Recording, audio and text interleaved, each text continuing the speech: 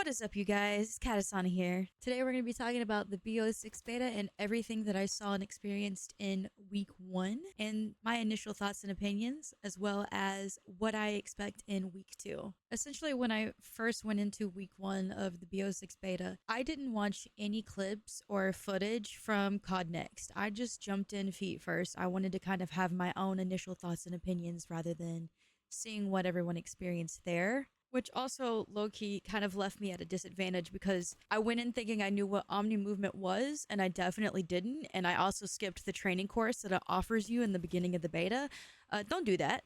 I did that, and my first game in went kind of trashy because I didn't even know how to do what Omnimovement provides, and that's something that you're really going to want to try to get and use to your advantage and learn in the beta. If you can learn how to use Omnimovement, I guarantee you your game experience and everything will improve. Something that you can fully expect to see in week 2 is something we kind of seen in week 1 is you will have one half of the player base going absolutely ham with Omnimovement to the point that it's probably hindering their gameplay, and then you'll have the other half that's not even getting the benefits from Omnimovement because they're playing like it's a different Call of Duty game. And I've noticed that there is some confusion on what Omnimovement actually is. I want to take a moment just really quickly to kind of talk about what Omnimovement is because I think there's some confusion on it. I've posted some clips and different videos showing me using Omnimovement, and I've had people say, that's not Omnimovement, but it is.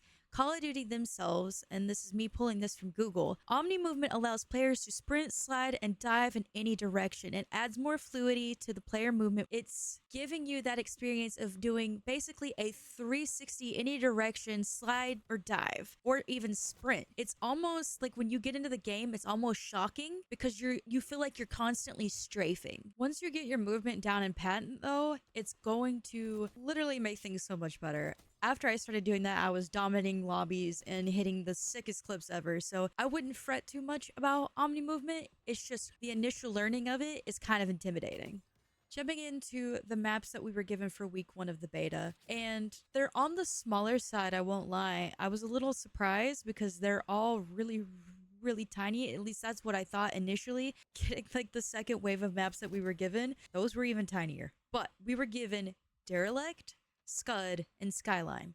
Skyline is absolutely going to dominate. It's going to be the #1 map that everyone is always going to choose if given the opportunity because it is that map. I haven't met a single person that has said that they don't like Skyline. It's the map for the clips, the spawns, just the feel of the map and the way that you can maneuver around it, especially with Omnimovement, just feels so good. Like, that map is truly one of my favorites from the beta thus far. Scud, it's a little bit more wider open. It would put you in mind of Dome. If you guys remember Dome, there's this one central area that everyone goes to, but there's also these really long range side counterparts around this satellite. And I'm gonna be honest, I'm personally not a big fan of Scud. It feels very campy and it is a sniper galore. If you like sniping, it's gonna be for you. I personally also like sniping, but the map for me as a player just doesn't feel very good. Moving on to Derelict, I'm probably saying that totally wrong. I butcher everything, but I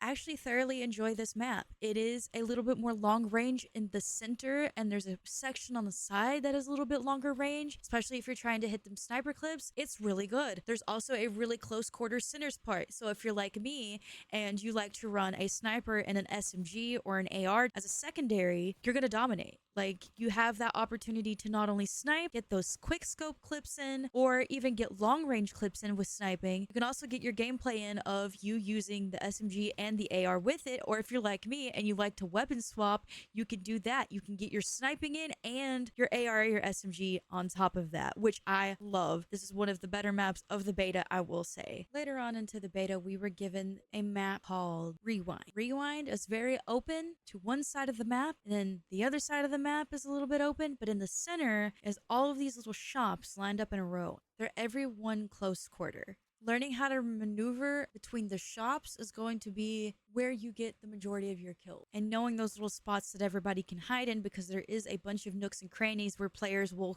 kind of sit, if I'm being honest, you can quickly dominate that map if you can figure out positioning and where you need to be. Further on into the beta, we were given 2 other maps, which, if I'm being honest, is kind of just pure chaos. They are such small maps that you're literally spawning on top of each other. It's almost like your Nuketown and Shipment, but with even more chaos sprinkled in, because the spawn systems, I feel like, are very broken, and Activision themselves have even acknowledged this. So there'll be a fix for that probably soon, but if you love to shotgun, SMG, run and gun, these maps are for you. We have Pit and Gala. I didn't know what I was going into, but oh my god, these maps are constantly chaos. There's no dull moment with these, and it's just balls to the walls, constantly going, moving forward, and spawning on top of each other, if I'm being honest.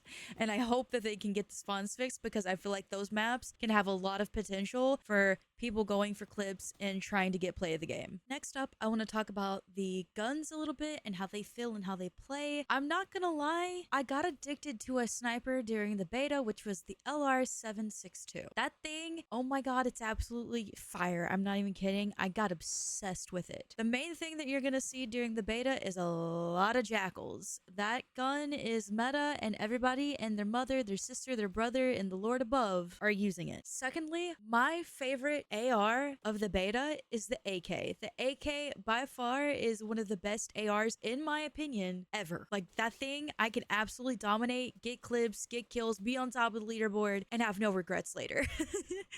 Next up for SMGs, I actually preferred the C9 over the Jackal. A lot of people would probably disagree with me on that. I know it's probably not meta, but the C9 was an amazing SMG. It was amazing. As for the shotties and all the other weapons, I'm gonna be honest, I didn't use them. I didn't need them. Personally, don't play with those anyways. I am mostly an AR, SMG, and sniper, so I was like going ham in those categories for the guns. If you guys would like to see my class setups or anything like that for those weapons, please drop a comment down below and let me know. I would be happy to make videos for that. I just don't know if that's something you guys want to see from my channel personally. So give me your opinion. I'd like to know. Comment down below. As for the feel and movement, I'm not gonna lie, it was amazing. I loved how the guns felt, how they played, everything about it. I didn't really have complaints for the most part. I'm gonna do a quick little small rundown of some things that I thought were some cons or just broken during the beta. Obviously, I mentioned this earlier, the spawns are really, really broken, but Activision has already addressed this in a tweet earlier today. They are going to be fixing spawns. Next would be the packet burst. Hopefully they can give something somewhere that will help, because the packet burst is awful. Like, it's insane. Another thing is there's a lot of crashes going on right now. Hopefully that'll all be lined out in week 2. If not week 2, at least by the official release. Hopefully they will have something that will make that a little bit better. Next would be no in-game comms for enemies. I mean, that's not really a con. It's probably just saving me some heartache and some stress, but I do think it's funny for clips and things to have that communication at the end of the game. So the fact that we don't have that is kind of crazy to me. My final thoughts on all this: I have high hopes all around, and it's been one of the best Call of Duties that I've played in a hot minute, and I'm thoroughly addicted. Like, my sleep schedule has been completely destroyed, but it really is something that I've been enjoying, and I hope other people are enjoying it as well. Another thing that I want to quickly mention before we end this video is Activision